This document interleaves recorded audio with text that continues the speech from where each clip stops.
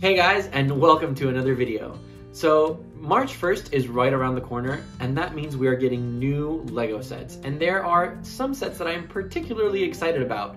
So one of my all-time favorite video games is Animal Crossing, and LEGO is finally gonna give us Animal Crossing sets. However, back in 2020, during lockdown when New Horizons came out, I was completely invested in the game, and I decided I wanted to create a sort of physical representation of the game with my bricks.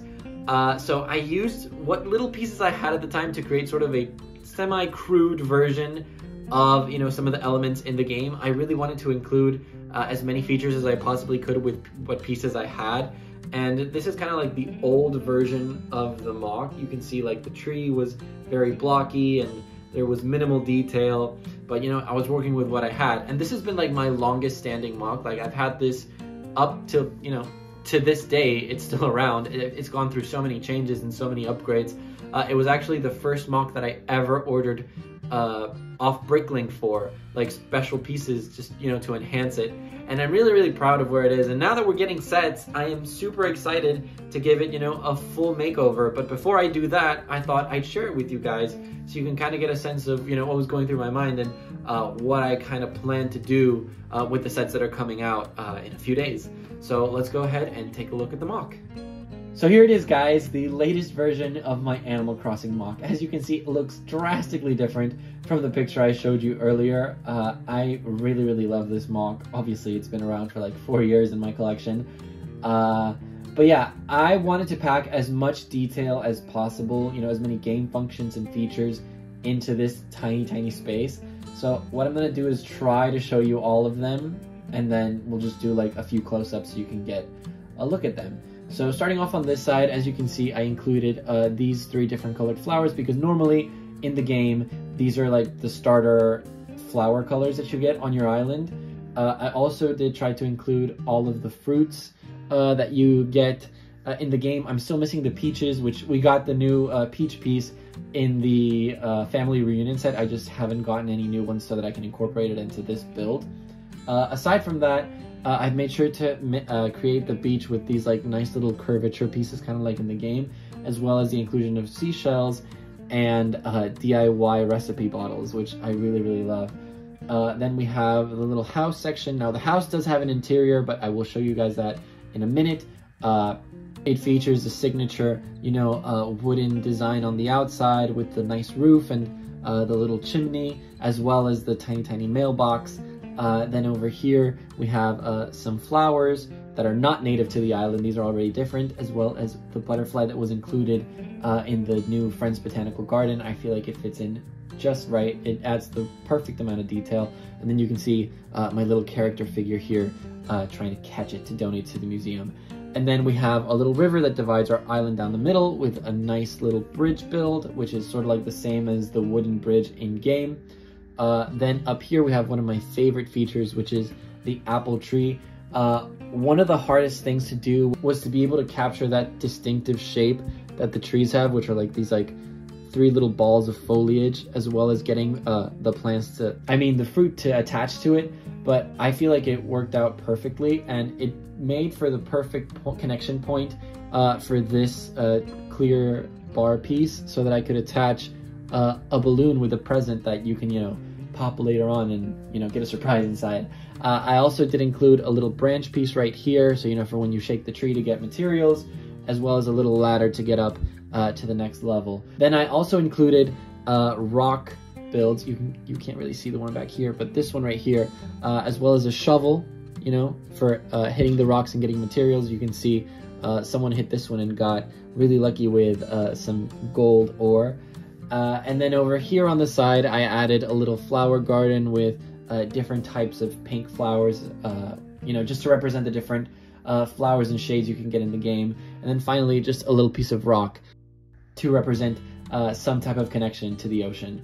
But I'm really, really happy with how this looks. Why don't we go ahead and turn it around, open it up, and show you guys what the inside of the house looks like.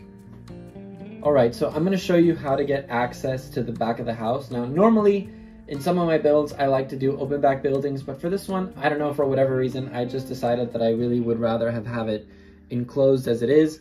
So to open the house up, you got to do a few steps. The first one is to remove the chimney. It comes off just like that. And then the roof is on hinges, so you just hinge them open like that. Then this top part right here comes off like this, and then you can remove the entire back wall just like that. And now we can see the inside of the house. Now, it's very, very cramped in there. You can see it barely fits anything. We have one of the standard wooden beds from the game. Designing this particular piece of furniture was a lot of fun. I did a few trials of it, and it turned out really, really nice. And then you also get a little bedside table with a flower that someone picked, and then just a hanging lamp, as well as a little crate for storing some of the tools. But that's it for the interior of the house. Why don't we go ahead and get a few little close-ups of the build.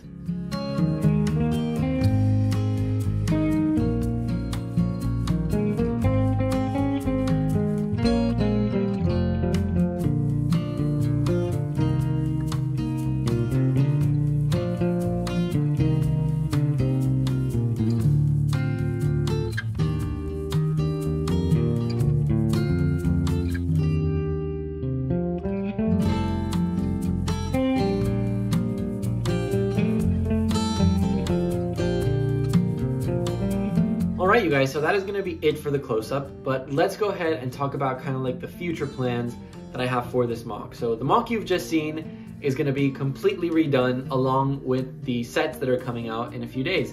So my idea here is to sort of create a modularized island system where I can like create different sections per every island structure, like have Nook's Cranny be one, have one of the villager houses be another, have a river with a bridge be another, and like just be able to like mix them around, match them around, but still have it look like an island when you look at it, not like a whole modularized system like the modular buildings that are like on base plates. I want this to look more organic, kind of like with the profile the island has in the game, which isn't exactly organic, it's just like more curved and, you know, with a bit of more of a flowy idea, because the game still works in grids, kind of like the way Lego does or Minecraft does. I want to keep that as well in mind. So I'm really, really excited to get to work on it. The first thing I'm going to do is, you know, update the MOC that I've just shown you, and then I'm going to go like set by set, doing the sort of modularization and updating, you know, different elements like the trees or the plants, or maybe I want to change the structure, or like, you know, the structure of the house or the building that I'm working on and things like that. So everything's going to be upgraded, and then at the end, technically, I should have like a really, really long island facade with all the different sets integrated, as well as like my own little sections integrated, and it's just gonna look so, so great, and I'm so excited about it. But yeah, that is gonna be it for this video, guys. I hope you stay tuned for, you know, what's coming next. I don't know how often I'll be posting updates on this sort of like MOC series, I guess. It's just gonna be me updating as I randomly go along. This isn't gonna be like Theed, which was a weekly thing. No, not by any means. Maybe like a monthly thing or bi-monthly. I'm not sure. But yeah, thank you so much for watching, guys, and I'll see you in the next one. Bye.